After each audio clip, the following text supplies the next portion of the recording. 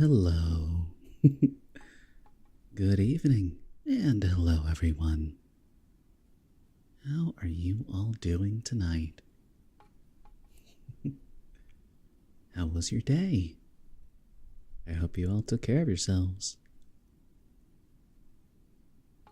That's right, it's Jam Jam and Milan. Good to see you both. Doing great? That's wonderful to hear. I am doing all right. Ah, man. It's only 2 days away for me. Christmas Eve for you already? Dang. Yeah, I still have 4 hours to go until that one. And work all the same. I am excited though. Just gotta go through another 6 to 8 hours and then my long, long weekend begins. You had a cookie today and was asleep all day? That's wonderful, Jam Jam. Hey, Rex. Good to see you. How have you been? What is the haps, as they say?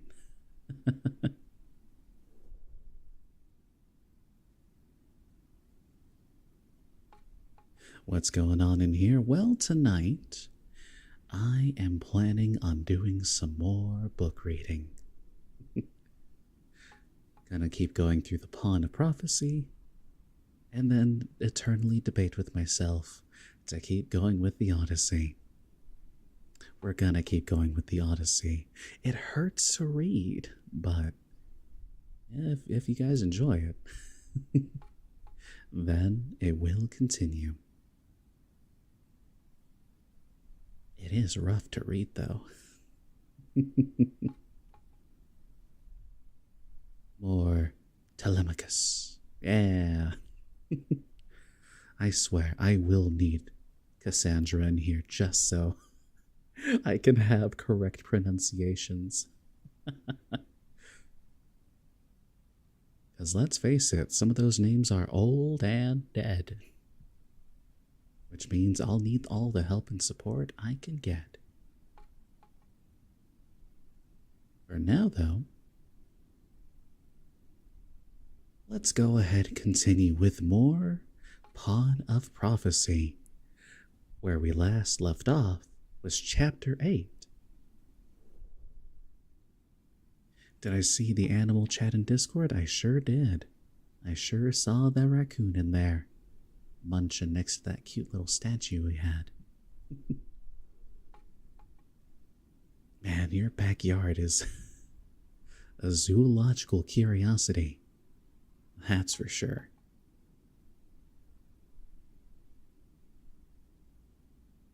That was a possum? You listen, you have raccoons, you have possums, you have deer, you have an armadillo. And also, it's been several hours since I last saw the picture, so sorry. And a bear, that's right, you do have that little bear now. And I mentioned the deer. Goodness gracious, Jam Jam. Anyways, let's go ahead and get this show on the road. I mean, birds are an inevitability in any sort of natural landscape. And cats? Makes sense. And dogs, of course. Gotta take care of all the lovely animals. But now, Chapter 8. After the first day, the wind blew itself out, and the pale autumn sun reappeared. Their route southward led them along the Doreen River, a turbulent stream that rushed down from the mountains on its way to the Gulf of Turek. The country was hilly and timbered, but since the wagons were empty, the horses made good time. Garion paid scant attention to the scenery as they trundled up the valley of the Doreen. His attention was riveted almost totally on Silk's flickering fingers. "Don't shout," Silk instructed as Garion practiced. "Shout?" Garion asked, puzzled. "Keep your gestures small. Don't exaggerate them. The whole idea is to make the whole business inconspicuous." "I'm only practicing," Garion said. "Better to break bad habits before they become too strong," Silk said. "And be careful not to mumble." "Mumble?" "Form each phrase precisely. Finish one before you go on to the next. Don't worry about speed. That comes with time." It's funny how much of a life lesson that one phrase is. Don't worry about the speed. Speed and precision will build, but you have to get your foundations down first. Definitely an important lesson in my workplace. By the third day, their conversations were half in words and half in gestures, and Garion was beginning to feel quite proud of himself.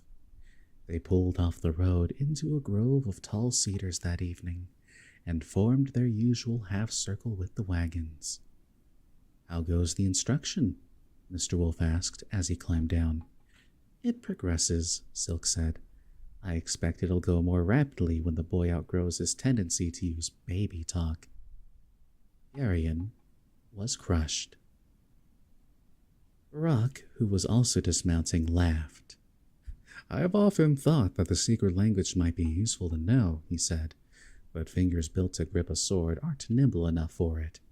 He held out his huge hand and shook his head.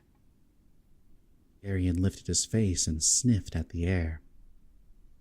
"It's going to be cold tonight," he said. "We'll have frost before morning." Rock also sniffed, and then he nodded. "You're right, Durnick," he rumbled. "We'll need a good fire tonight." He reached into the wagon and lifted out his axe. "There are riders coming," Aunt Pull announced, still seated on the wagon. They all stopped talking and listened to the faint drumming sound on the road they had just left. "3 at least," Barak said grimly. He handed the axe to Durnick and reached back into the wagon for his sword. "4, Silk said, stepped to his own wagon and took his own sword out from under the seat. "We're still far enough from the road," Wolf said. "If we stay still, they'll pass without seeing us." "That won't hide us from Growlums," Aunt Pull said. "They won't be searching with their eyes." She made 2 quick gestures to Wolf, which Garion did not recognize. "No," Wolf gestured back. "Let us instead." He also made an unrecognizable gesture. Aunt Pull looked at him for a moment, and then nodded. "All of you stay quite still," Wolf instructed them. Then he turned toward the road, his face intent. Garion held his breath. The sound of the galloping horses grew nearer. Then a strange thing happened. Though Garion knew he should be fearful of the approaching riders and the threat they seemed to pose, a kind of dreamy lassitude fell over him. It was as if his mind had quite suddenly gone to sleep, leaving his body still standing there, watching curiously the passage of those dark-mantled horsemen along the road. How long he stood so he was not able to say. But when he roused from his half-dream, the riders were gone and the sun had set.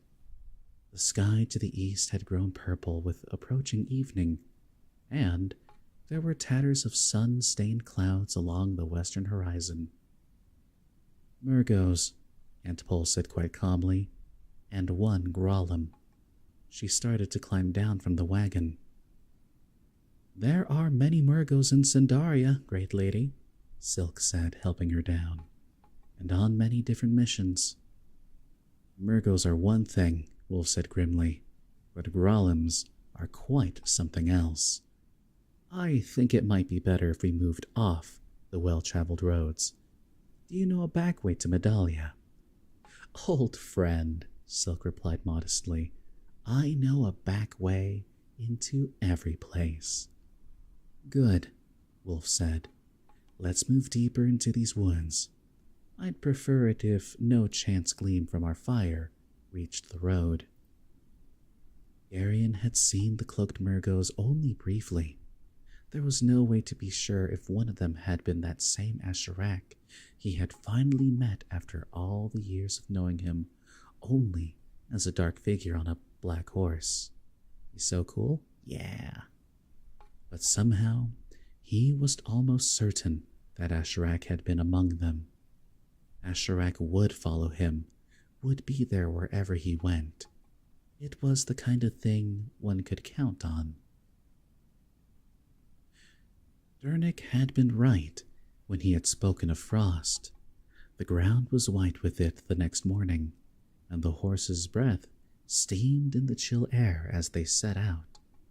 They moved along lanes and little-used tracks that were partially weed-choked. The going was slower than it might have been on the main road, but they all felt much safer.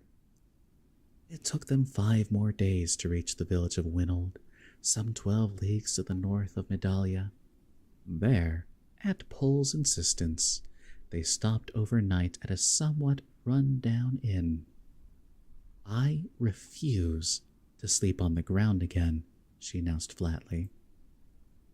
After they had eaten in the dingy common room of the inn, the men turned to their ale pots, and Aunt Pole went up to her chamber with instructions that hot water be brought to her for bathing. Garion, however, made some pretext about checking the horses and went outside. It was not that he was in the habit of being deliberately deceptive, but it had occurred to him in the last day or so that he had not a single moment alone since they had left Falder's farm. He was not by nature a solitary boy, but he had begun to feel quite keenly the restrictions of always being in the presence of his elders. The village of Winold was not a large one, and he explored it from one end to the other in less than half an hour, loitering along its narrow, cobblestone streets in the crispiness of the early evening air. The windows of the house glowed with golden candlelight, and Garion felt a sudden great surge of homesickness. Then, at the next corner of the crooked street, in the brief light from an opening door, he saw a familiar figure.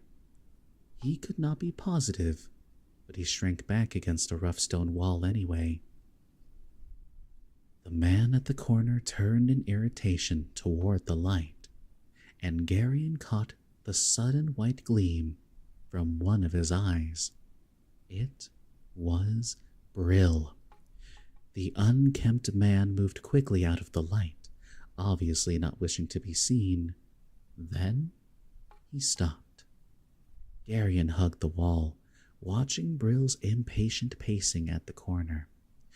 The wisest thing would have been to slip away and hurry back to the inn, but Garion quickly dismissed that idea.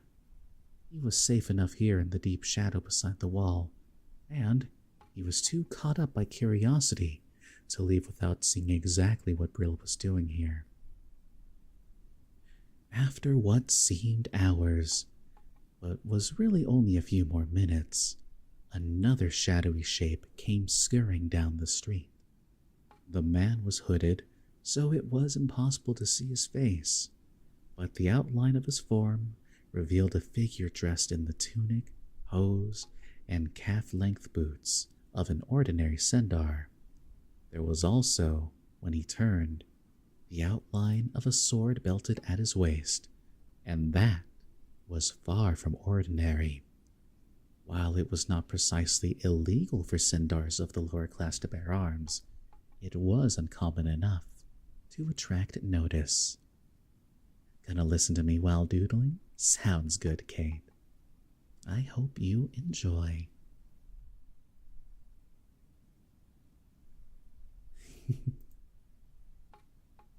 Ah, there we go. Not made for kids. And don't mind me fixing a setting really quickly, because turns out earlier I had made a bit of an oopsie. And now, behold, look, there's Kate. Ta-da!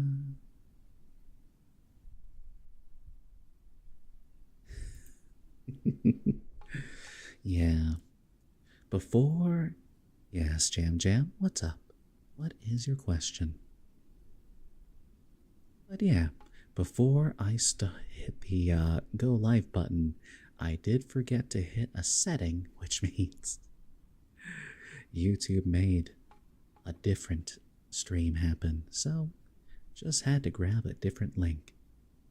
The unfortunate thing, though, is that I did hit the silly button on the one that didn't work. Have I voiced anyone in One Piece? No, I have not. Let's see. The things we've currently done at the workshop have been Gravity Falls, Fairy Tail, the Castlevania Netflix series, Chainsaw Man, Digimon,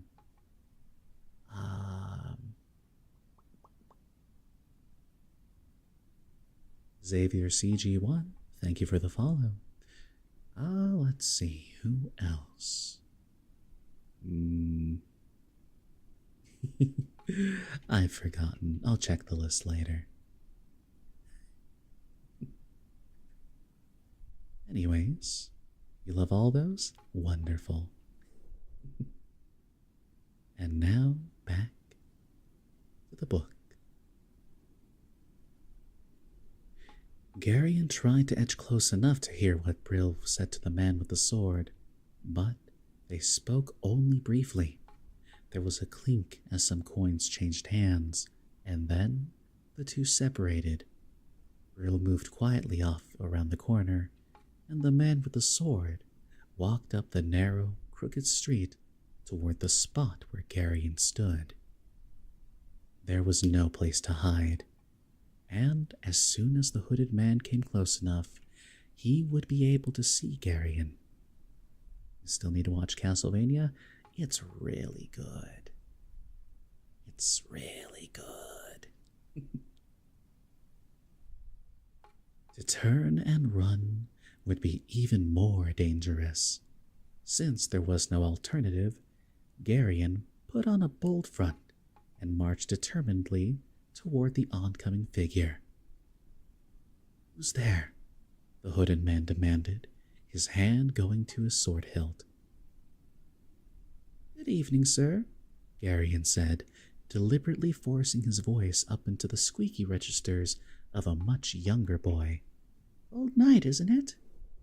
The hooded man grunted and seemed to relax. Garion's legs quivered with the desire to run.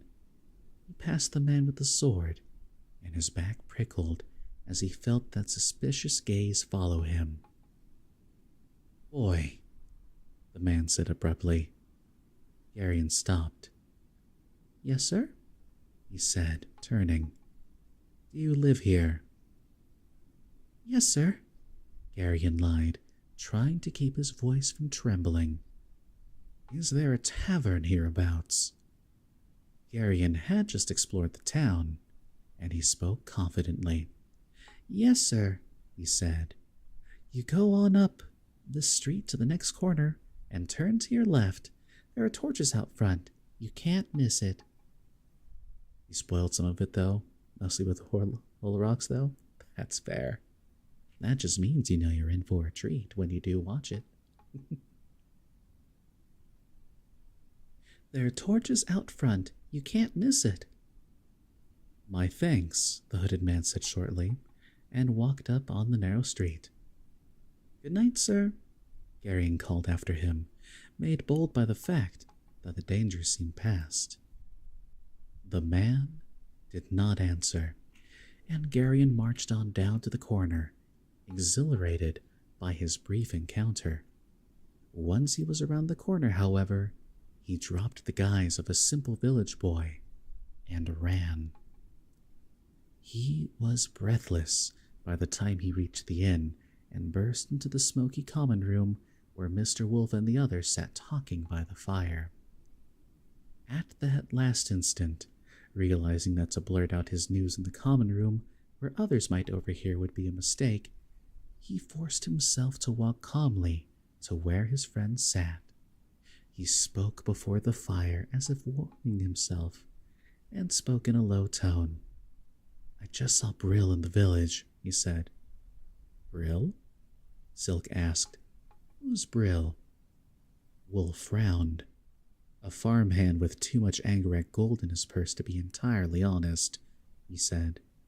Quickly, he told Silk and Barak about the adventure in Falder's stable. "You should have killed him," Barak rumbled. "This isn't Shrek," Wolf said. "Centaurs are touchy about casual killings." He turned to Garion. "Did he see you?" he asked. "No," Garion said. "I saw him first and hid in the dark. He met another man and gave him some money, I think. The other man had a sword." Briefly, he described the whole incident. "This changes things," Wolf said. "I think we'll leave earlier in the morning than we'd planned." "It wouldn't be hard to make Brill lose interest in us," Dernick said. "I could probably find him and hit him on the head a few times." "Tempting," Wolf grinned. "But I think it might be better just to slip out of town early tomorrow and leave him with no notion that we've ever been here. We don't really have time to start fighting with everyone we run across." "I'd like a look at this sword-carrying Centaur, however," Silk said, rising. "If it turns out that he's following us, I'd rather know what he looks like. I don't like being followed by strangers." "Discreetly," Wolf cautioned. Silk laughed. "Have you ever known me to be otherwise?" he asked. "This won't take long. Where did you say that tavern was, Garion?" Garion gave him directions. Silk nodded, his eyes bright and his long nose twitching. He turned, went quickly across the smoky common room, and out into the chill night. "I wonder," Barak considered, "if we're being followed this closely, wouldn't it be better to discard the wagons in this tiresome disguise, buy good horses, and simply make straight for Murros at a gallop?" Wolf shook his head. "I don't think the Murgos are all that certain where we are," he said. "Brill could be here for some other dishonesty, and we'd be foolish to start running from shadows. Better just to move on quietly. Even if Brill's still working for the Murgos, I'd rather just slip away and leave them all beating the bushes here in central Sandaria." He stood up. "I'm going to step upstairs and let Pole know what's happened." He crossed the common room and mounted the stairs. "I still don't like it," Barak muttered, his face dark. They sat quietly, waiting for Silk's return. The fire popped, and Garion started slightly. It occurred to him as he waited that he had changed a great deal since they'd left Falder's farm. Everything had seemed simple then, with the world neatly divided into friends and enemies. Yeah, Jam does have really cute emotes. In the short time since they'd left, however, he'd begun to perceive complexities that he hadn't imagined before. He'd grown wary and distrustful, and listened more frequently to that interior voice that always advised caution, if not outright guile. He'd also learned not to accept anything at face value. Briefly, he regretted the loss of his former innocence, but the dry voice told him that such regret was childish. Then Mr. Wolf came back down the stairs and rejoined them. After about a half hour, Silk returned. "Thoroughly disreputable looking fellow," he said, standing in front of the fire. "My guess is that he's a common footpad." "Real seeking his natural level," Wolf observed. "If he's still working for the Murgos, he's probably hiring ruffians to watch for us. They'll be looking for 4 people on foot, however, rather than 6 in wagons. If we can get out of Winold early enough in the morning, I think we can elude them altogether." "I think Dernick and I should stand watch tonight," Barak said. "Not a bad idea," Wolf agreed. "Let's plan to leave about the 4th hour after midnight. I'd like to have 2 or 3 leagues of back roads between us and this place when the sun comes up." Garion scarcely slept that night. When he did, there were nightmares about a hooded man with a cruel sword chasing him endlessly down dark, narrow streets. When Barak woke them, Garion's eyes felt sandy, and his head was thick from the exhausting night. Aunt Pole carefully drew their shutters in the chamber before lighting a single candle. "It's going to be colder now," she said, opening the large bundles she'd had him carry up from the wagons. She took out a pair of heavy woolen hose and winter boots lined with lamb's wool. "Put these on," she instructed Garion, "and your heavy cloak." "I'm not a baby anymore, Aunt Pole," Garion said. "Do you enjoy being cold?" "Well, no, but—" He stopped, unable to think of any words to explain how he felt. He began to dress. You could hear the faint murmur of the others talking softly in the adjoining chamber in that curious, hushed tone that men always assume when they rise before the sun. "We're ready, Mistress Pole," Silk's voice came through the doorway. "Let's leave then," she said, drawing up the hood of her cloak. The moon had risen late that night and shone brightly on the frost-silvered stones outside the inn. Dernick had hitched the horses to the wagons and had led them out of the stable. "We'll lead the horses out to the road," Wolf said very quietly. "I don't see any need for rousing the villagers as we pass." Silk again took the lead, and they moved slowly out of the inn yard. The fields beyond the village were white with frost, and the pale, smoky-looking moonlight seemed to have leached all color from them. "As soon as we're well out of earshot," Wolf said, climbing up into his wagon, "let's put some significant distance between us and this place. The wagons are empty, and a little run won't hurt the horses." "Truly," Silk agreed. They all mounted their wagons and set off at a walk. The stars glittered overhead in the crisp, cold sky. The fields were very white in the moonlight, and the clumps of trees back from the road very dark. Man, how long have I not had that running? Whoops. There we go. That nice, chill ambience.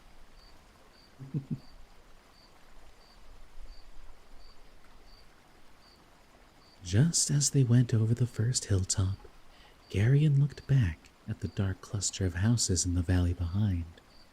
A single flicker of light came from a window somewhere, a lone golden pinpoint that appeared and then vanished. "Someone's awake back there," he told Silk. "I just saw a light." "Some early riser, perhaps," Silk suggested. But then again, perhaps not. He shook the reins slightly, and the horses increased their pace. He shook them again, and they began to trot. "Hang on, boy," he instructed, as he reached forward and slapped the reins down smartly on the rumps of the horses. The wagon bounced and clattered fearfully behind the running team, and the bitterly chill air rushed at Garion's face as he clung to the wagon seat. At full gallop, The 3 wagons plunged down into the next valley, rushing between the frost-white fields and the bright moonlight, leaving the village and its single light far behind. By the time the sun rose, they had covered a good 4 leagues, and Silk reined in his steaming horses. Arion felt battered and sore from the wild ride over the iron-hard roads, and was glad for a chance to rest. Silk handed him the reins and jumped down from the wagon. "Hello there. Welcome in." That's a cute little pink hand you got waving there.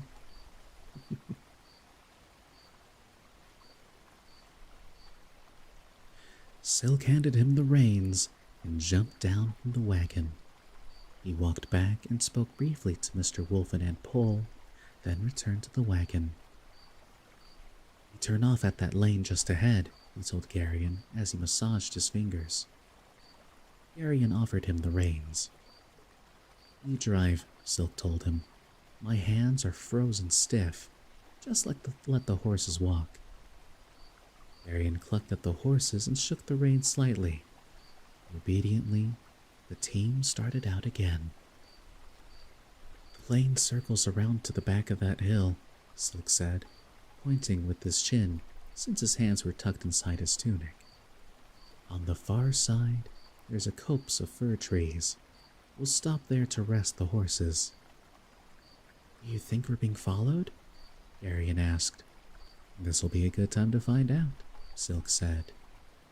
They rounded the hill and drove on down to where the dark firs bordered the road. Where the dark firs bordered the road. Then, Garion turned the horses and moved in under the shadowy trees. "This'll do fine," Silk said, getting down. "Come along." "Where are we going?" "I want to have a look at that road behind us," Silk said. "We'll go up through the trees to the top of that hill and see if our back trail has attracted any interest." And he started up the hill, moving quite rapidly, but making absolutely no sound as he went. Garion floundered along behind him, his feet cracking the dead twigs underfoot embarrassingly until he began to catch the secret of it. Silk nodded approvingly once, but said nothing. Ah, our dear little Garion, learning the tricks of the thief. The trees ended just at the crest of the hill, and Silk stopped there. The valley below, with the dark road passing through it, was empty, except for 2 deer who had come out of the woods on the far side to graze in the frosty grass. "We'll wait a while," Silk said. "If Brill and his hirelings are following, they shouldn't be far behind."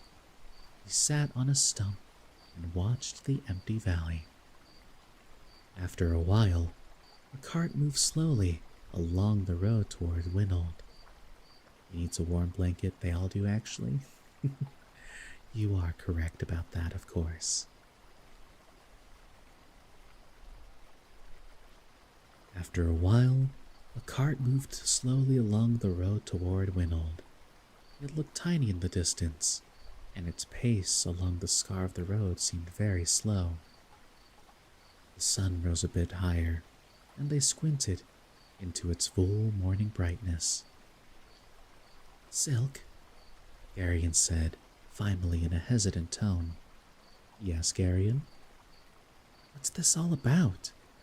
It was a bold question to ask, but Garion felt he knew Silk well enough to ask it. "All what?" "What we're doing. I've heard a few things and guessed a few more, but it doesn't really make any sense to me." "And just what have you guessed, Garion?" Silk asked, his small eyes very bright in his unshaven face. "Something's been stolen. Something very important. And Mr. Wolf and Aunt Pole and the rest of us are trying to get it back." "All right," Silk said. "That much is true. Mr. Wolf and Aunt Pole are not at all what they seem to be, Garion went on. No, Silk agreed. They aren't. I think they can do things that other people can't do, Garion said, struggling with the words. Mr. Wolf can follow this thing, whatever it is, without seeing it. And last week in those woods when the Murgos passed, they did something. I don't even know how to describe it, but it was almost as if they reached out and put my mind to sleep. How did they do that? And why? Silk chuckled. You're a very observant lad, he said. Then his tone became more serious. We're living in momentous times, Garion. The events of 1,000 years and more have all focused on these very days. The world, I'm told, is like that. Centuries pass when nothing happens, and then, in a few short years, events of such tremendous importance take place that the world is never the same again. I think if I had my choice, I'd prefer one of those quiet centuries, Garion said glumly. Oh no, Silk said, his lips drawing back into a ferret-like grin. Now's the time to be alive, to see it all happen, to be a part of it. That makes the blood race, and each breath is an adventure. Garion let that pass. What's this thing we're following? He asked. I wish we had one of those. Every year something crazy happens. I mean, to be fair, every year something crazy has been happening. Let's be real. We are living in momentous times. And, well, they're going to be rough. But we'll do our best to get through them. And hopefully, we'll get one of those momentous changes in our world for the better. We can hope anyways. Garion let that pass. What is this thing we're following? He asked. It's best if you don't even know its name, Silk told him seriously, or the name of the one who stole it. There are people trying to stop us, and what you don't know, you can't reveal. I'm not in the habit of talking to Murgos, Garion said stiffly. It's not necessary to talk to them, Silk said. There are some among them who can reach out and pick the thoughts right out of your mind. That isn't possible, Garion said. Who's to say what's possible and what isn't? Silk asked. And Garion remembered a conversation he had once with Mr. Wolf about the possible and the impossible. Silk sat on the stump in the newly risen sun, looking thoughtfully down into the still shadowy valley. An ordinary-looking man in ordinary-looking tunic and hose, and a rough brown shoulder cape with its hood turned up over his head. You were raised as a Sendar, Garion, he said, and Sendars are solid, practical men with little patience for such things as sorcery and magic and other things that can't be seen or touched. Your friend Durnick is a perfect Sendar. He can mend a shoe, or fix a broken wheel, or dose a sick horse, but I doubt that he could bring himself to believe in the tiniest bit of magic. I am a Sendar, Garion objected. The hint implicit in Silk's observation struck at the very center of a sense of his own identity. Silk turned and looked at him closely. No, he said, you aren't. I know a Sendar when I see one, just as I can recognize the difference between an Aren and a Tolnedrin, or a Charek and an Algar. There's a certain set of the head, a certain look about the eyes of Sendars that you don't have. You are not a Sendar. What am I then? Garion challenged. I don't know, Silk said with a puzzled frown. And that's very unusual, since I've been trained to know what people are. It may come to me in time, though. Is that Polisendar? Garion asked. Of course not, Silk laughed. That explains it then, Garion said. I'm probably the same thing she is. Silk looked sharply at him. She's my father's sister, after all, Garion said. At first I thought it was my mother she was related to, but that was wrong. It was my father. I know that now. That's impossible, Silk said flatly.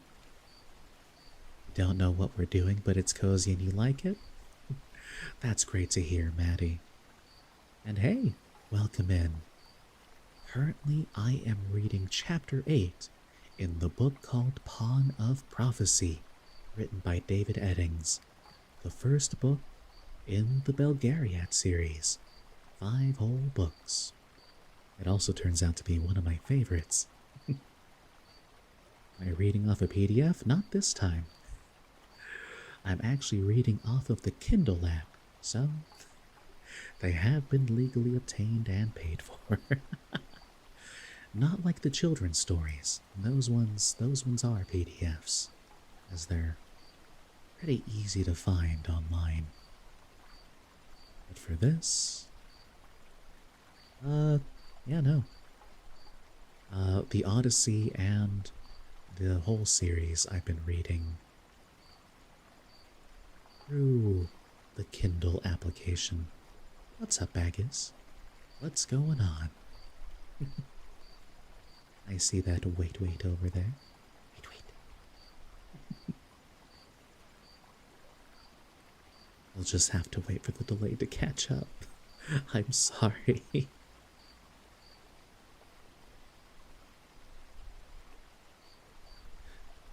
Why is my avatar VTuber like a VTuber from Indonesia?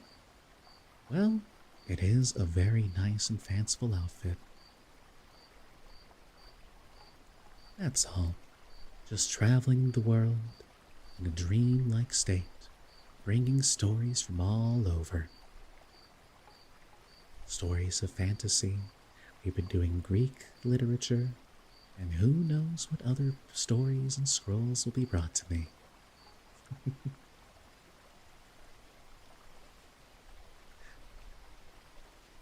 Characters like Magnus of Anti? Huh.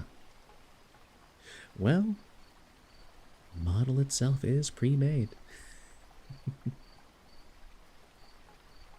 So, that'll do it. With some nice edits, of course, just to make it nice and personalized. Like an avatar maker in an MMO. Anyways, back to the book. That's impossible, Silk said flatly. Impossible? Absolutely out of the question. The whole notion's unthinkable. Why? Silk chewed at his lower lip for a moment. Let's go back to the wagons, he said shortly. They turned and went down through the dark trees, with the bright morning sunlight slanting on their backs in the frosty air. They rode the back lanes for the rest of the day. Late in the afternoon, when the sun had begun to drop into a purple bank of clouds toward the west, they arrived at the farm where they were to pick up Mingan's hams. Silk spoke with the stout farmer and showed him a piece of parchment that Mingan had given them in Doreen. I'll be glad to get rid of them, the farmer said. They've been occupying storage space I sorely need. That's frequently the case when one has dealing with Tolnedrins, Silk observed. They're gifted at getting a bit more than they pay for, even if it's only the free use of someone else's storage, said Sheds. The farmer glumly agreed. I wonder, Silk said, as if the past had just occurred to him. I wonder if you might have seen a friend of mine, Brill by name, A medium-sized man with black hair and beard and a cast to one eye? Patched clothes and a sour disposition? The stout farmer asked. That's him, Silk said. He's been about the area, the farmer said, looking, or so he said, for an old man and a woman and a boy. He said that they stole some things from his master and that he'd been sent to find them. How long ago was that? Silk asked. A week or so, the farmer said. I'm sorry to have missed him, Silk said. I wish I had the leisure to look him up.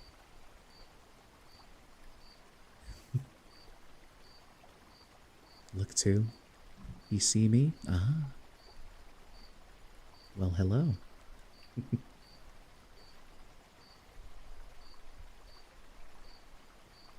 mean, there's not much to it.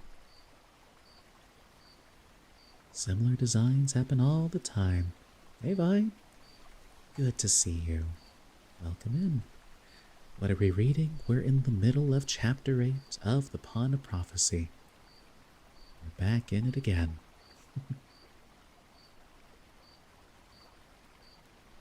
And speaking of, back in we go. I'm sorry to have missed him, Silk said. I wish I had the leisure to look him up.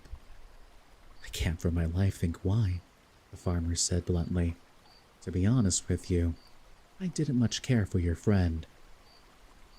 I'm not over fond of him myself, Silk agreed. But the truth is that he owes me some money. I could quite easily do without Real's companionship, but I'm lonesome for the money, if you take my meaning. Hello. Welcome in, Okami Stella. Hello, hello. I hope you're having a good evening tonight. But I'm lonesome for the money, if you take my meaning. The farmer laughed. I'd take it as a kindness if you happen to forget that I asked after him, Silk said. He'll likely be hard enough to find, even if he isn't warned that I'm looking for him. You can depend on my discretion, the stout man said, still laughing. I have a loft where you and your wagoneers can put up for the night, and I'd take it kindly if you'd sup with my workers in the dining hall over there. My thanks, Silk said, bowing slightly. The ground's cold, and it's been some time since we've eaten anything but the rough fare of the road. Thank you for the day wishes there, Stella. It's definitely been a wonderful stream so far, and it'll definitely continue to be so, especially now that you're here. Hope you enjoy.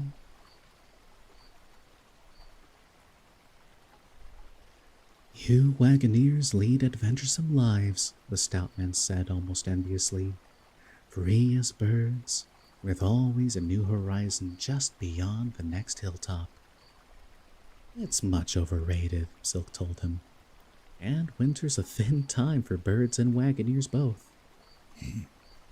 Hi, Solar. Good to see you. The farmer laughed again, clapped Silk on the shoulders, and then showed him where to put up the horses. The food in the stout farmer's dining hall was plain, but there was plenty, and the loft was a bit drafty, but the hay was soft. Garion slept soundly. The farm was not Falder's, but it was familiar enough, and there was that comforting sense of having walls about him again that made him feel secure. The following morning, after a solid breakfast, they loaded the wagons with the Tolnedran salt-crusted hams and bade the farmer a friendly goodbye. The clouds that had begun to bank up in the west the evening before had covered the sky during the night, and it was cold and gray as they set out for Muros, 50 leagues to the south. And that right there is the end of Chapter 8. Let's see. Checking time. We're doing well today. For now, though, I think I am going to take a small break, just because I want to drink some water, have a stretch, and then we'll get back into it. You all should do the same. That's right, water. All right, everyone. Be right back.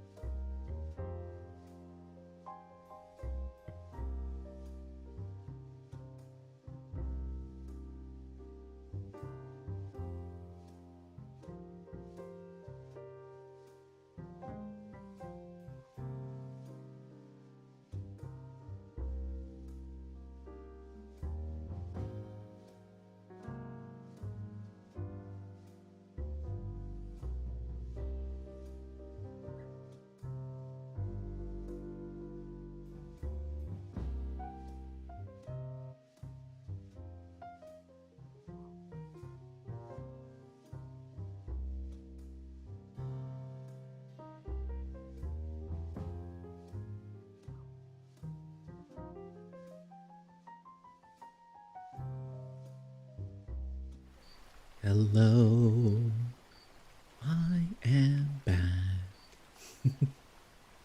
Hi, everybody. What a nice and lovely break. Is that a Club Penguin emote? Oh, that's awesome. You know, I never really, well, okay, I tried out Club Penguin way back in the day. I didn't get too far into it. I think Neopets consumed my life, but... Solar. Oh, you. You were obsessed with it as a kid? Oh, I bet. I actually watched a long-form YouTube video about Club Penguin, and man, what a time. You're too busy on Movie Star Planet? Man. The internet had so many cool websites back in the day. I honestly miss it a lot. Me learning how to navigate, going on the forums, and playing free browser games, learning about emulation. Never played club playing. Never played Club Penguin. You always played Webkins. And we got Gaia Online. Can we go fishing? Oh man, I did like Gaia Online fishing as well. That was fun. And Maple Story. That was my MMO poison of choice. You're more of an Animal Jam person? Oh, heck yeah. Back in the day, when the internet was meant for fun and exploration. Now it's just a whole lot of money grubbing. There are still some fun things, though. After all, I'm here. I'm kidding. You wanted to play Habbo Hotel too, but it just confused you? I never did get a chance to try that either. The aesthetic was interesting, though. Animal Jam was fun? Ah.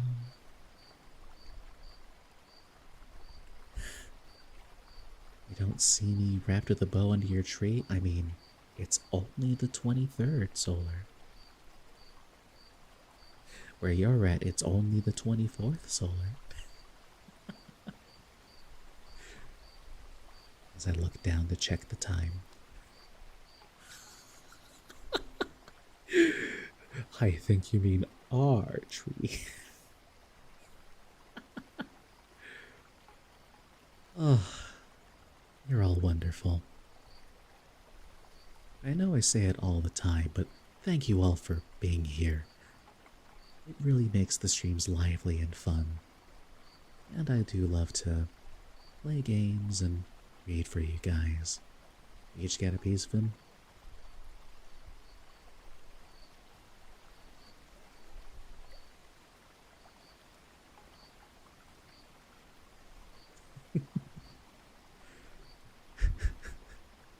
Oh, Kate over here. Yeah, our tree.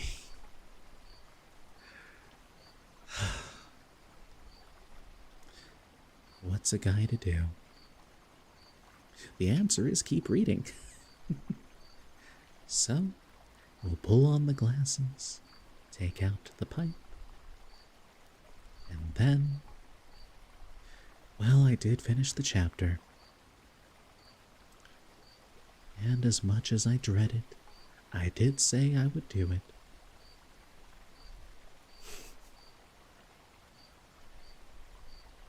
And so we return to the Odyssey in the middle of Book 4, because I did stop in the middle, unfortunately. To catch everyone up to speed, Telemachus is listening to Menelaus about how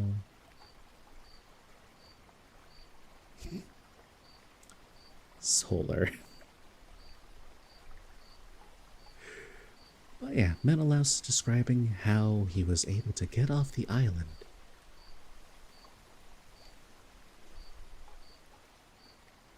Where basically they got into little pits and were covered in seal skins.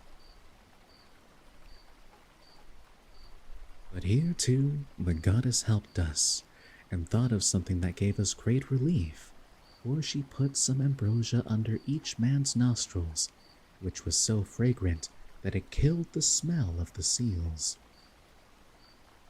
We waited the whole morning and made the best of it, watching the seals come up in hundreds to bask upon the seashore, till at noon the old man of the sea came up too, and when he had found his fat seals, he went over them and counted them.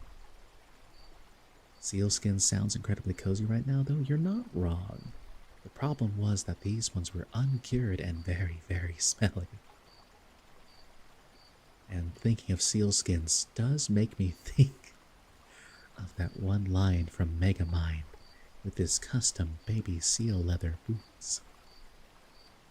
Sorry, I'm a nerd.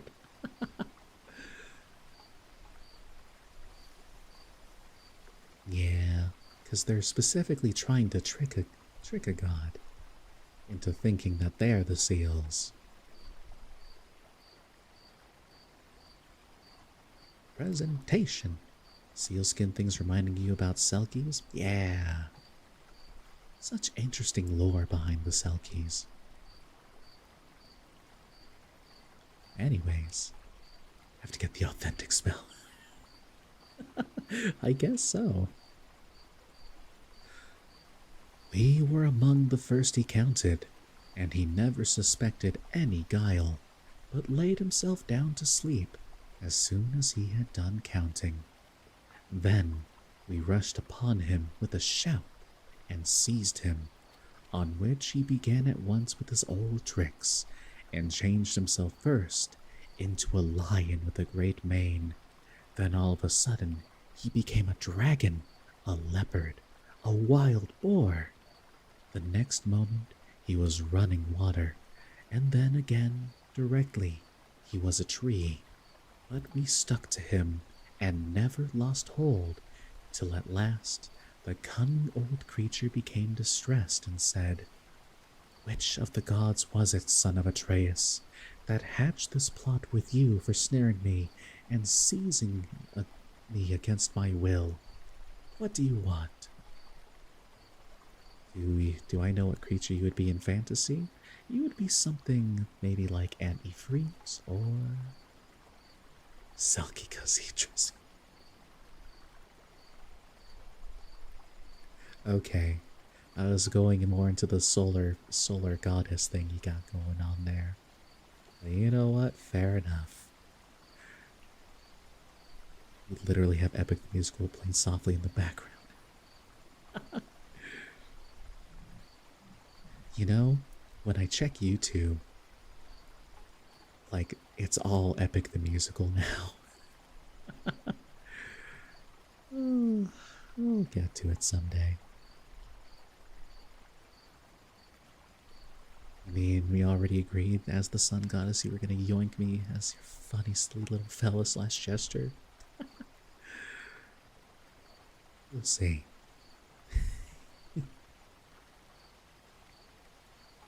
What do you want? You know that yourself, old man, I answered. You will gain nothing by trying to put me off. It is because I have been kept so long in this island, and see no sign of my being able to get away. I am losing all heart. Tell me then, for you gods know everything, which of the immortals it is that is hindering me, and tell me also how I may sail the sea so as to reach my home. Yet the Saka stays away? It's very, very soon. Grimace.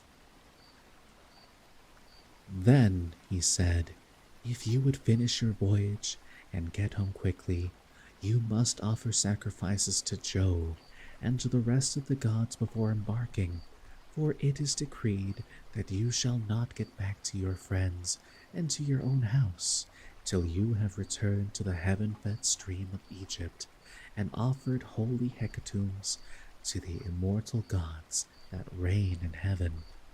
When you have done this, they will let you finish your voyage.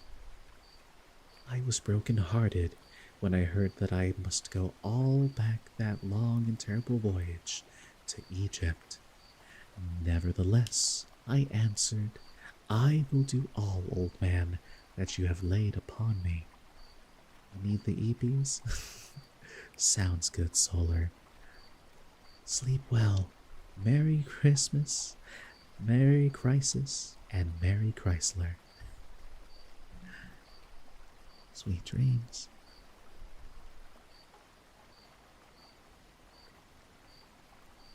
Nevertheless, I answered, I will do all, old man, that you have laid upon me. But now tell me, and tell me true, whether all the Achaeans whom Nestor and I left behind when we set sail from Troy have got home safely, or whether any one of them came to a bad end either on board his own ship or among his friends when the days of his fighting were done. Needs more continuous content?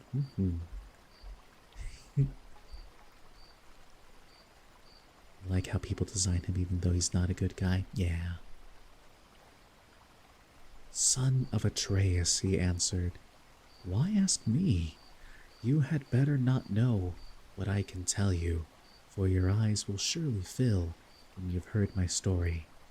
Many of those about whom you ask are dead and gone, but many still remain, and only 2 of the chief men among the Achaeans perished during their return home. As for what happened on the field of battle, you were there yourself. A 3rd Achaean leader is still at sea, alive, but hindered from returning. Ajax was wrecked, for Neptune drove him onto the great rocks of Gyrae. Nevertheless, he let him get safe out of the water, and in spite of all Minerva's hatred, he would have escaped death if he had not ruined himself by boasting. He said the gods could not drown him, even though they had tried to do so. And when Neptune heard this large talk, he seized his trident in his 2 brawny hands, and split the rock of Gyrae in 2 pieces. The base remained where it was, but the part on which Ajax was sitting fell headlong into the sea and carried Ajax with it. So he drank salt water and was drowned.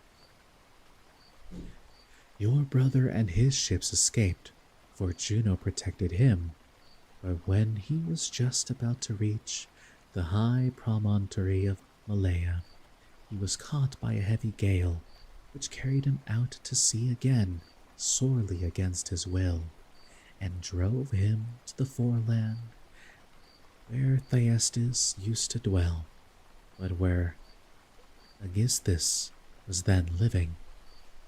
By and by, however, it seemed as though he was to return safely after all, for the gods backed the wind into its old quarter, and they reached home, whereon Agamemnon kissed his native soil and shed tears of joy at finding himself in his own country. Man, I sure hope Cassandra makes it.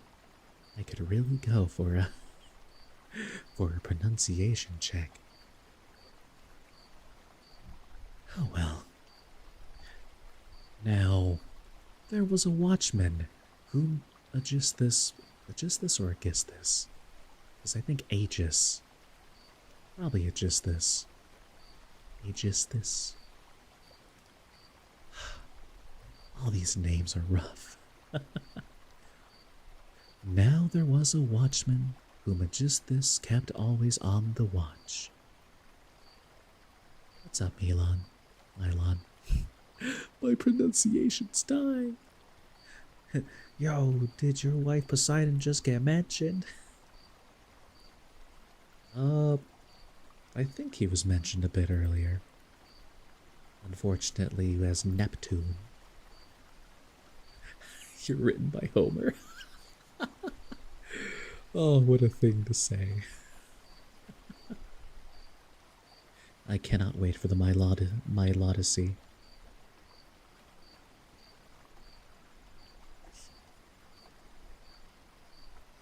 Anyways, coming soon to a book reading near you.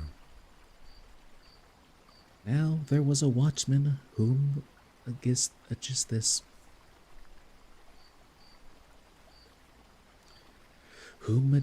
kept always on the watch, and to whom he had promised 2 talents of gold.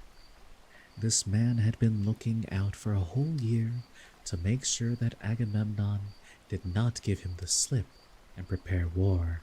When, therefore, this man saw Agamemnon go by, he went and told Aegisthus, who at once began to lay a plot for him.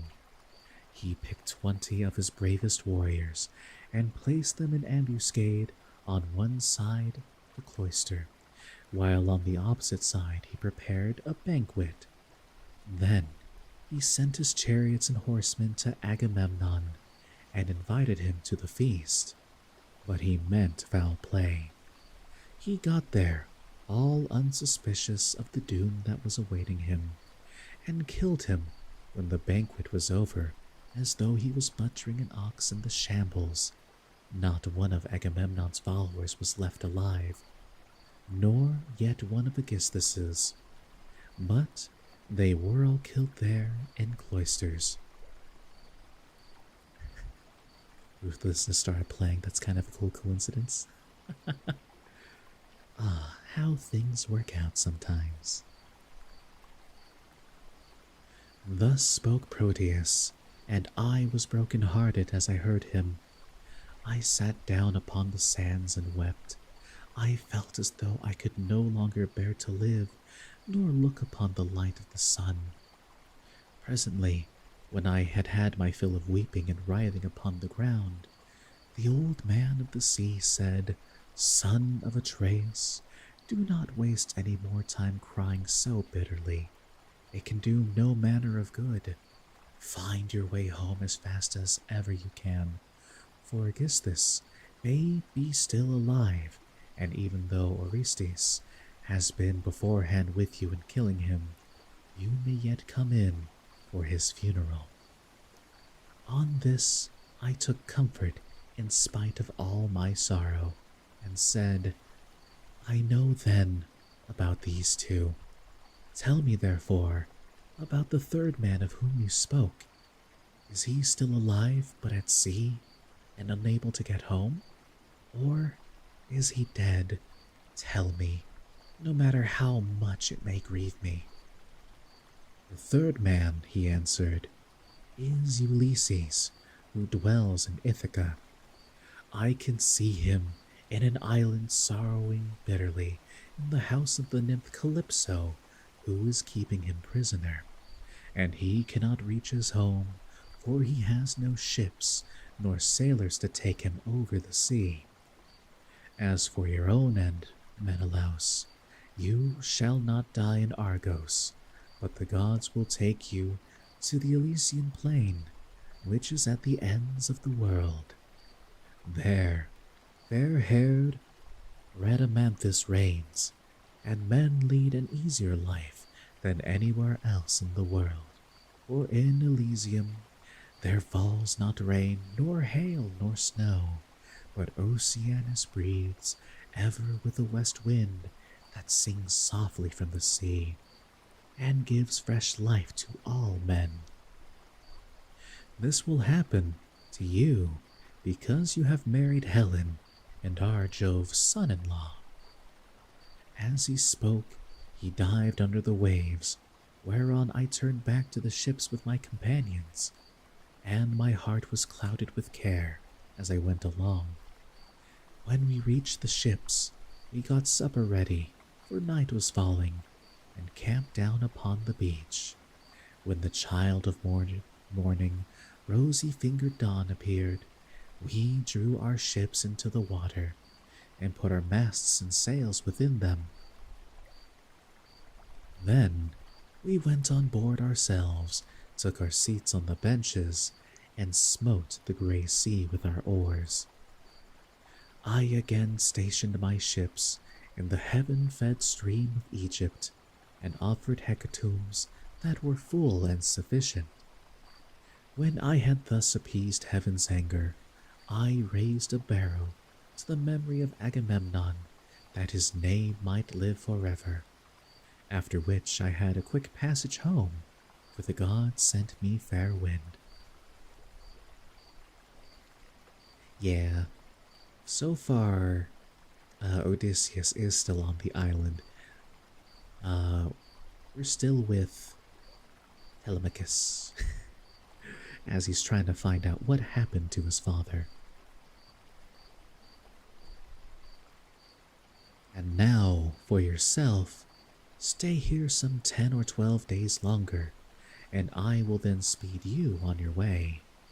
I will make you a noble present of a chariot and 3 horses.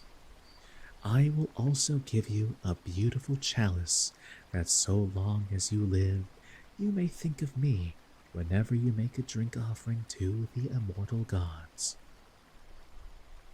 "Son of Atreus," replied Telemachus, "do not press me to stay longer. I should be contented to remain with you for another 12 months. I find your conversation so delightful that I should never once wish myself at home with my parents. But my crew, whom I have left at Pylos, are already impatient, and you are detaining me from them. As for any present you may be disposed to make me, I had rather that it should be a piece of plate.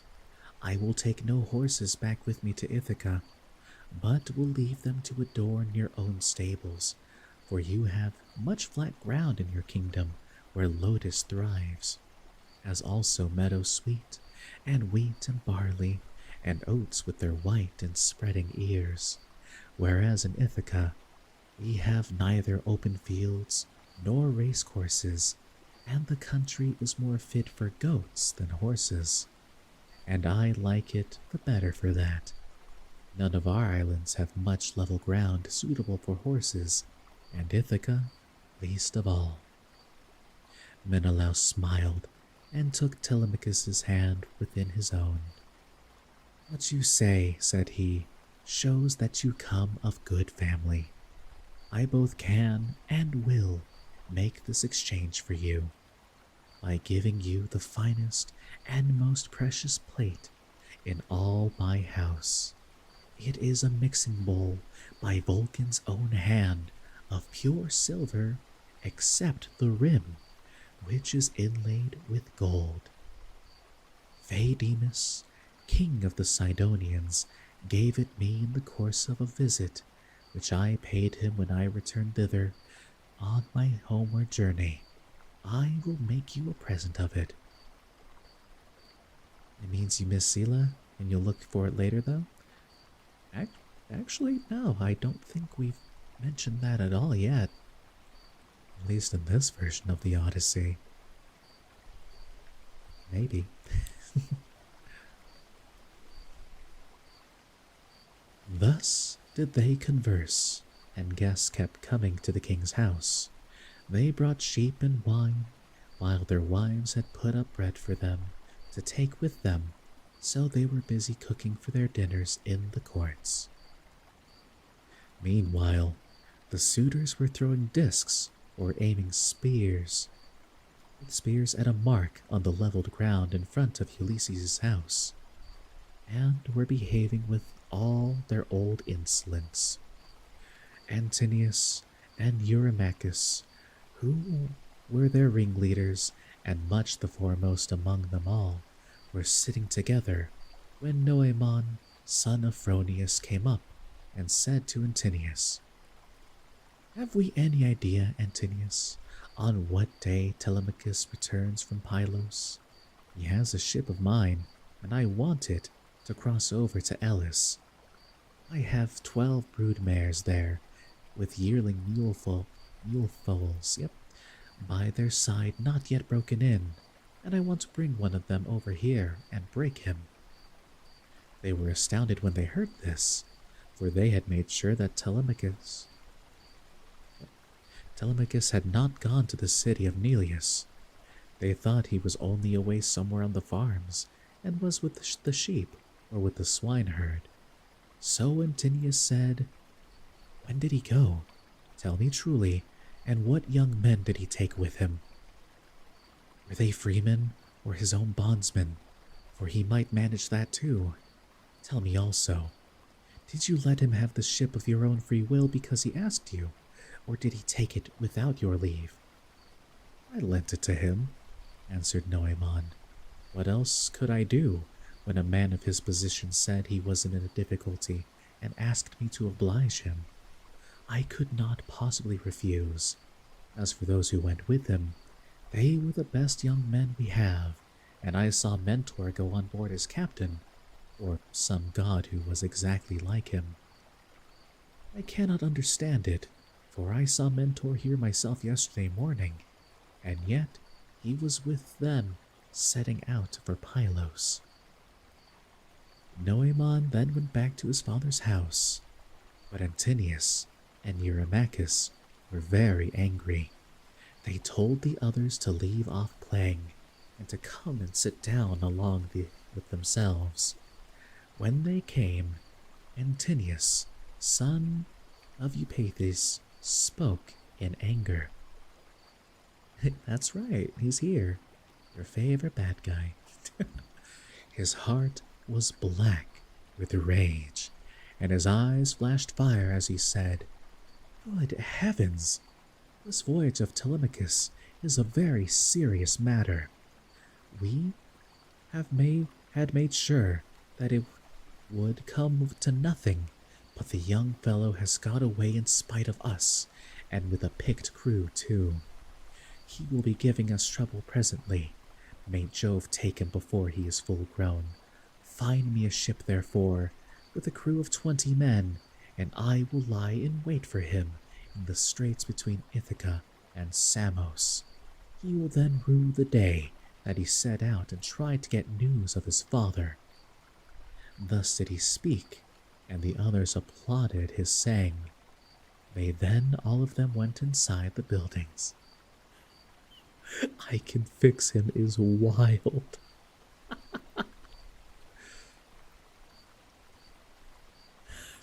Don't do it, girl. Oh, it's great. Hey, Krona fan. Thank you for the follow and welcome in. I hope you enjoy your stay here tonight. Some girls just love red. You mean a little, this? Anyways. It was not long ere Penelope came to know what the suitors were plotting, for a manservant, Medon, overheard them from outside the outer court as they were laying their schemes within, and went to tell his mistress. As he crossed the threshold of her room, Penelope said, "Medon, what have the suitors sent you here for? Is it to tell the maids to leave their masters' business and cook dinner for them?" It appears that one got to Kate. To leave their masters' business and cook dinner for them? I wish they may neither woo nor dine henceforward, neither here nor anywhere else. But let this be for the very last time, for the waste you all make of my son's estate. Did not your fathers tell you when you were children how good Ulysses had been to them, never doing anything high-handed, nor speaking harshly to anybody? Kings may say things sometimes, and they may take a fancy to one man and dislike another, but Ulysses never did an unjust thing by anybody, which shows what bad hearts you have, and that there is no such thing as gratitude left in this world." Then Medon said, "I wish, madam, that this were all, but they are plotting something much more dreadful now. May heaven frustrate their design. They are going to try and murder Telemachus as he is coming home from Pylos and Lacedaemon, where he has been to get news of his father." Then Penelope's heart sank within her, and for a long time she was speechless, her eyes filled with tears, and she could find no utterance. Pray they do so. You won't have to say his name again. I mean, just because he has a hard name to say doesn't mean we gotta kill the guy. Plus, they'll still say it anyways, especially at the funeral. Her eyes filled with tears, and she could find no utterance. At last, however, she said, "Why did my son leave me? What business had he to go sailing off in ships that make long voyages over the ocean like seahorses? And if he has a child or something, true. Does he want to die without leaving anyone behind him to keep up his name?" "I do not know," answered Medon, "whether some god set him up to it, or whether he went on his own impulse to see if he could find out if his father was dead or alive and on his way home. Then he went downstairs again, leaving Penelope in an agony of grief. There were plenty of seats in the house, but she had no heart for sitting on any one of them. Penelope slays, though. Yes, queen. I'm sorry. She could only fling herself on the floor of her own room and cry. She do be knitting. Whereon all the maids in the house, both old and young, gathered round her and began to cry too, till at last, in a transport of sorrow, she exclaimed, "My dears, heaven has been pleased to try me with more affliction than any other woman of my age and country. First, I lost my brave and lion-hearted husband, who had every good quality under heaven, and whose name was great over all Hellas and middle Argos. And now my darling son is at the mercy of the winds and waves, without my having heard one word about his leaving home.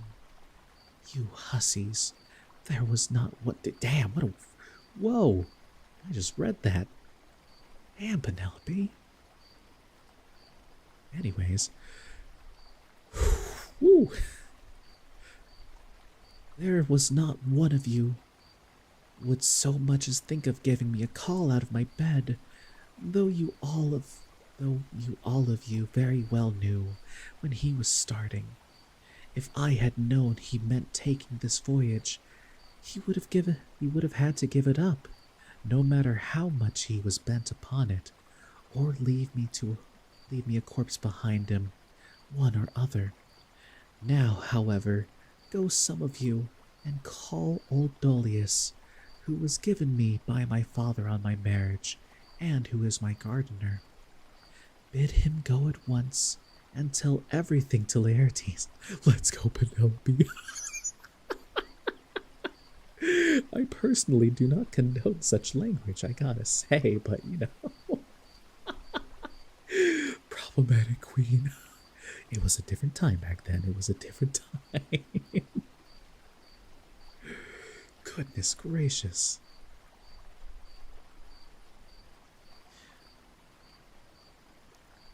Bid him go at once and tell everything to Laertes, who may be able to hit on some plan for enlisting public sympathy on our side, as against those who are trying to exterminate his own race and that of Ulysses. Now this is the Let's Go Penelope over on the YouTube side over here with Kate.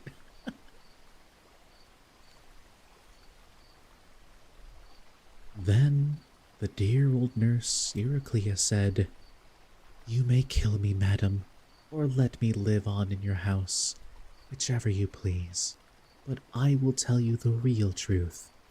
I knew all about it, and gave him everything he wanted in the way of bread and wine, but he made me take my solemn oath that I would not tell you anything for some 10 or 12 days, unless you asked or happened to hear of his having gone, for he did not want you to spoil your beauty by crying. And now, madam, wash your face, change your dress, and go upstairs with your maids to offer prayers to Minerva, daughter of aegis-bearing Jove, for she can save him even though he be in the jaws of death. Do not trouble Laertes, he has trouble enough already. Besides, I cannot think that the gods hate the race of the sons of Arsaces so much."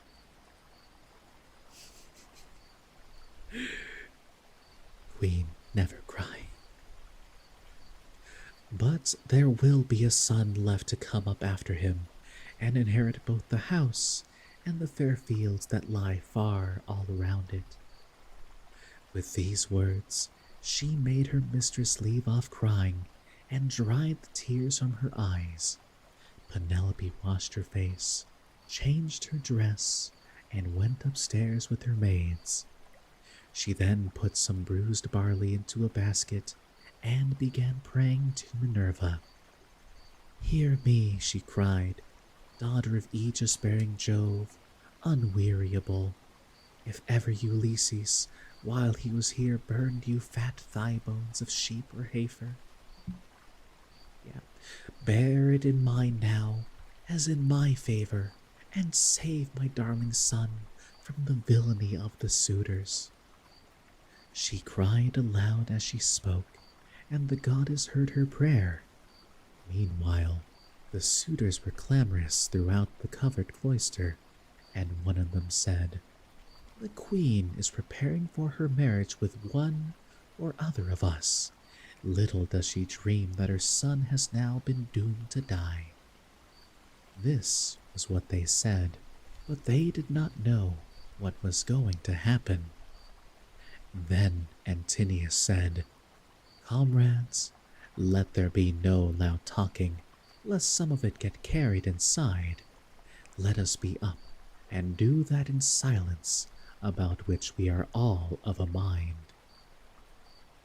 He then chose 20 men, and they went down to their ship and to the seaside. They drew the vessel into the water and got her mast and sails inside her. They bound the oars to the thole pins and twisted thongs of leather, all in due course, and spread the white sails aloft, while their fine servants brought them their armor. Then they made the ship fast a little way out, came on shore again, got their suppers, and waited till night should fall.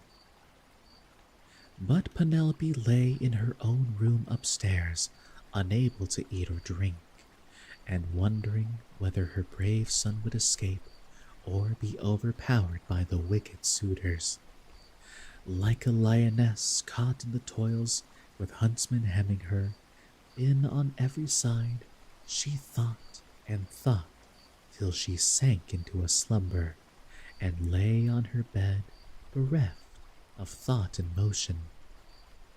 Then Minerva bethought her of another matter, and she made a vision in the likeness of Penelope's sister. That's a name. Iphthyme. Iptheme? I need the other cast. Daughter of Icarius, who had married Eumelus and lived in Phyrae. She told the vision to go to the house of Ulysses and to make Penelope leave off crying, so it came into her room by the hole through which the thong went for pulling the door to, and hovered over her head, saying, "You are asleep, Penelope. The gods who live at ease will not suffer you to weep and be so sad. Your son has done them no wrong, so he will yet come back to you." Penelope, who was sleeping sweetly at the gates of dreamland, answered, "Sister, why have you come here? You do not come very often, but I suppose that is because you live such a long way off. Am I then to leave off crying and refrain from all the sad thoughts that torture me? I, who have lost my brave and lion-hearted husband, who had every good quality under heaven, and whose name was great over all Hellas and noble Argos, and now my darling son has gone off on board of a ship, a foolish fellow who has never been used to roughing it, nor to going about among gatherings of men. I am even more anxious about him than about my husband. I am all in a tremble when I think of him, lest something should happen to him, either from the people among whom he is gone, or by sea, for he has many enemies who are plotting against him and are bent on killing him before he can return home." Then the vision said, "Take heart, and be not so dismayed. There is one gone with him, whom many a man would be glad enough to have sent by his side. I mean Minerva. It is she who has compassion upon you, and who has sent me to bear you this message. Then, said Penelope, if you are a god, or have been sent here by divine commission, tell me also about that other unhappy one. Is he still alive, or is he already dead and in the house of Hades? And the vision said, I shall not tell you for certain whether he is alive or dead, and there is no use in idle conversation. Then it vanished through the thong hole of the door and was dissipated into thin air. But Penelope rose from her sleep, refreshed and comforted, so vivid had been her dream. Meantime, the suitors went on board and sailed their ways over the sea, intent on murdering Telemachus. Is that right? Now, there is a rocky islet called Asteris, of no great size, in mid-channel between Ithaca and Samos, and there is a harbor on either side of it where a ship can lie. Here, the Achaeans place themselves in ambush. And thus ends Book 4 of the Odyssey, which would then lead into Book 5, Calypso. Ulysses reaches Syria on a raft. Let's see.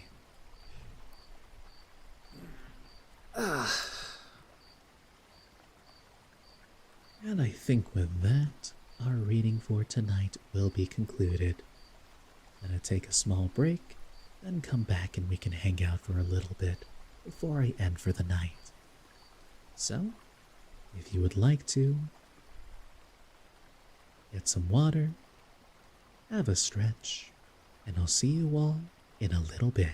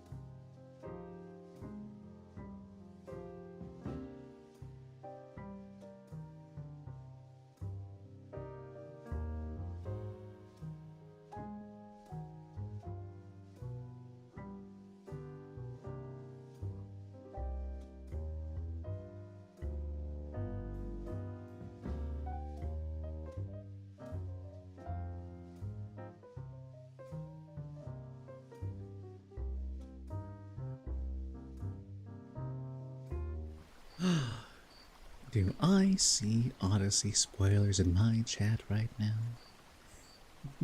I'm kidding, of course. Hello, I'm back. Hopefully, you had a nice little break. Yeah, Zrixie, thank you for that follow, and welcome in. What? No. Let's see. Should probably take the time to change the titles. Being that I did stop the soft, gentle reading. Actually, on stream plan for tomorrow night, I was thinking of taking tomorrow off, as it is Christmas Eve. As for Christmas Day itself, though, we can definitely have some fun then. But usually my family and I, we tend to do something a bit more special as we spend time with each other. You weren't going to be able to make it anyways. Fair enough. It is a busy, busy time for everyone around. So, that does make sense. Actually, with the time we have left, I think... Yeah. Hi, Luxie. Good to see you. And we have really different time zones. Yeah. You're way ahead. But because we have time, we can read some good old bedtime stories from my favorite website for bedtime stories, lemonsandletters.com. Glasses on, the pipe is out, and we will start out with Leo the Cat and the Striped Sweater, because the best time to wear a striped sweater is, in fact, all the time. Sorry. Leo the Cat and the Striped Sweater. In general, Leo was a happy cat. Sometimes he did get a little bored, but he loved his family very much, and fortunately, they gave him a lot of freedom. He especially liked to lounge on the windowsill, letting the sun's early morning rays warm him up. He was there now, snoozing comfortably and purring softly. This is a great way to spend the morning, he thought, contemplating what he might do for the rest of the day. He hoped he wouldn't be disturbed. Yesterday, Leo's family had been very busy. Even though it had been the weekend, they had spontaneously decided to do some spring cleaning. Leo had thought everything was fine as it was, but sometimes humans have funny ideas. As a cat, there was nothing he could do to change their minds. They had started with all the windows. Then they had moved all the furniture and had vacuumed every corner. They had wiped every surface, but they had not put things back where they belonged. They had rolled up on the carpets and taken them outside to be beaten out. They had used cleaning equipment so loud it was almost unbearable. No matter where Leo had tried to be, he had always been in someone's way. "Out of the way, Leo," his mom had said. As Leo moved out of the way, someone else tripped over him. He had just been looking for a bit of attention. Finally, Leo had crawled into the closet to escape the chaos. He wasn't really allowed in the closet, but no one had noticed in all the hustle and bustle. He had looked at all the jackets, shirts, pants, and other items of clothing that were neatly lined up on hangers or stacked on shelves.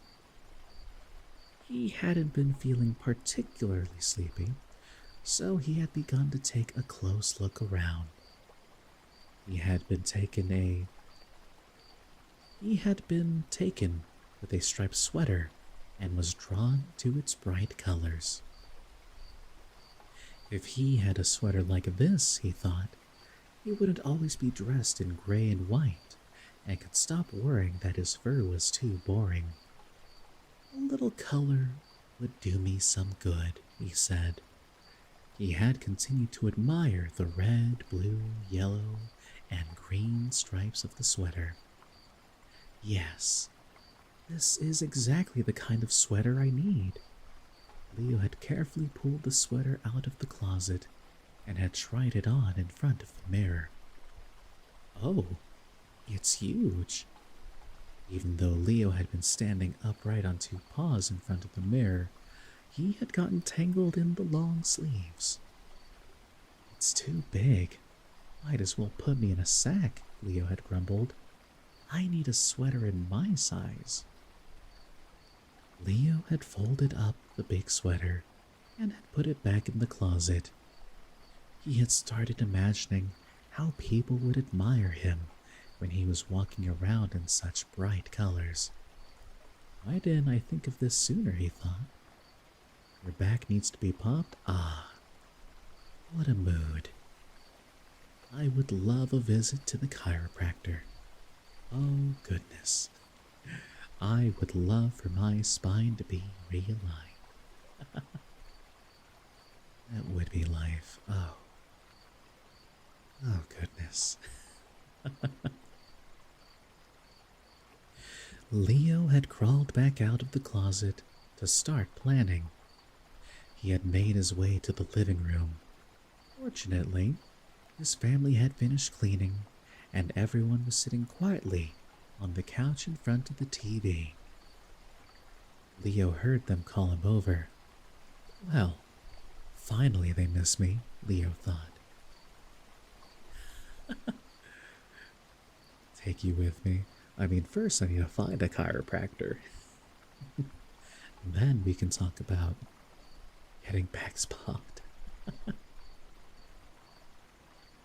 Where have you been all this time? Mom had asked Leo. Everyone had taken turns petting him as he passed by. It was the next morning, and everyone was leaving the house, going about their usual business. Bye, Leo. See you tonight. Don't get into any trouble, Mom said before locking the door. Need was so strong to beat the delay. That's so funny.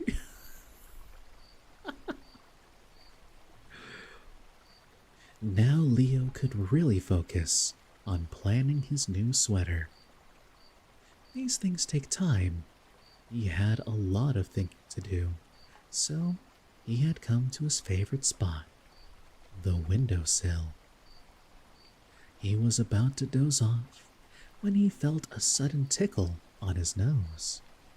He pawed at it, but the tickle moved to his forehead, then to his ear, and back to his nose again. Leo blinked, but couldn't see anything.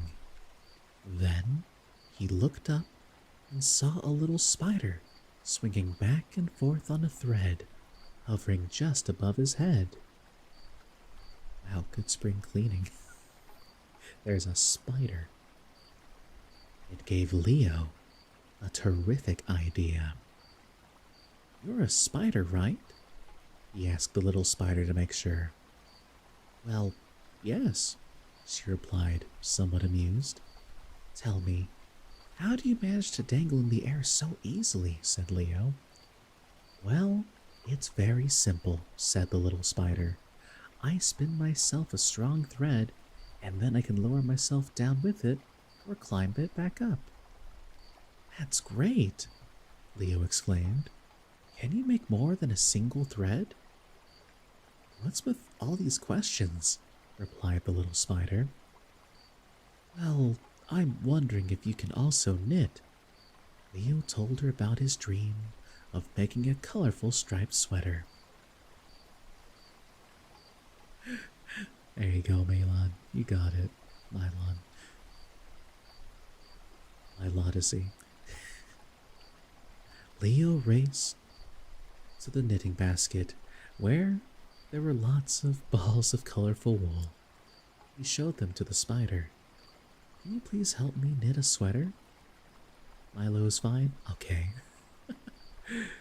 We'll go with that. Or my Odyssey if I'm feeling funny. The little spider couldn't refuse. I've never knitted before, but I'll try. She set to work, and Leo eagerly helped by rolling up the balls of wool and determining the color sequence. A red stripe, then a yellow stripe, a blue stripe, and a green one. With her 8 legs, the little spider nimbly knitted the wool.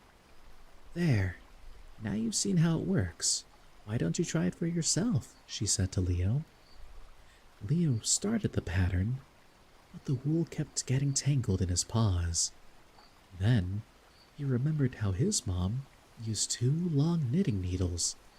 Maybe that would work. He took the knitting needles out of the basket and started knitting, under the instruction of the little spider, of course. It actually worked. It was hard work, but he could see the progress he was making. Ouch! These needles are pointy, Leo complained.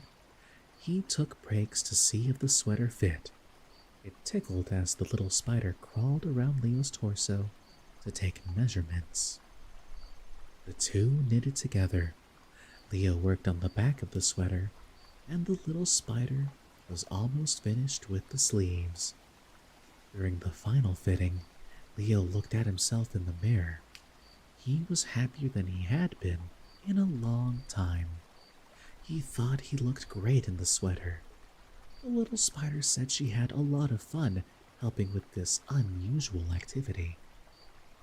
Say, what's your name? Asked Leo. He remembered to ask just in time. Everyone calls me Zoe, she said, and disappeared on her silk thread. We could do something together again sometime, Leo called out, but Zoe was already gone. Leo still had a lot to do before his family came home. He quickly cleaned up and packed the remaining wool and knitting needles back into the wool basket. He tucked the new sweater in his bed to save for a special occasion. When the family returned home, Leo was in his bed. He was exhausted from his exciting day. As usual, the family greeted him happily with lots of rubs. Leo, you look exhausted, and your paws look pretty rough. What have you been up to? Meow, was all he said. Once everyone had taken a seat on the sofa and made themselves comfortable, Leo's mom got the knitting basket to continue working on her scarf. That's funny, she said. Where did all the wool go? Leo didn't make a peep. He grinned to himself, thinking of his beautiful sweater as he fell asleep. The end. Kitty Couture. I'd rather go to Gato Nero myself. Sorry, that's a Neo The World Ends With You reference. That'd be a fun game to play.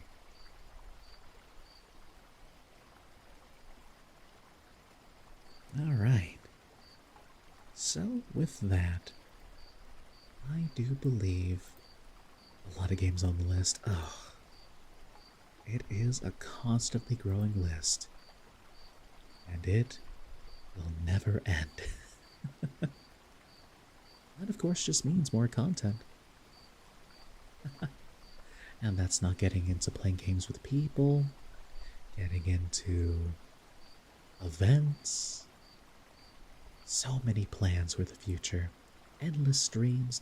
That's right, Milo.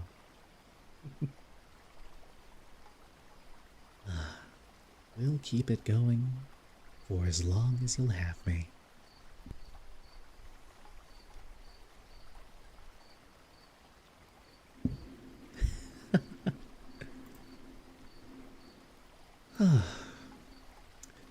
All right, everyone. With this, I think it's time for me to take my leave for the night, and I will send you all towards a friend who happens to be quite active herself right now. I know she's listening in as we speak, so we'll try to get her now while we can. Have fun. They're kind of a firebrand. Very silly. Good night, everyone, and happy holidays. I hope you all have a fantastic Christmas, or whatever else you celebrate. Happy, happy holidays. Take care, and see you all next time.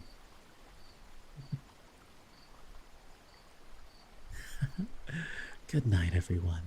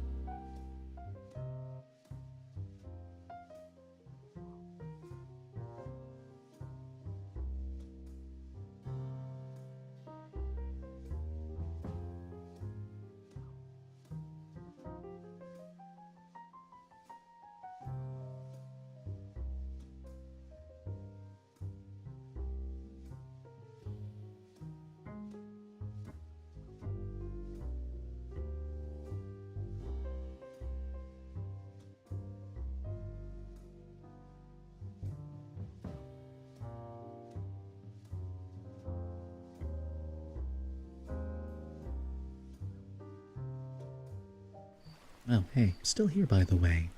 But just wanted to say, Alpha Squishy Snake, thank you for that follow.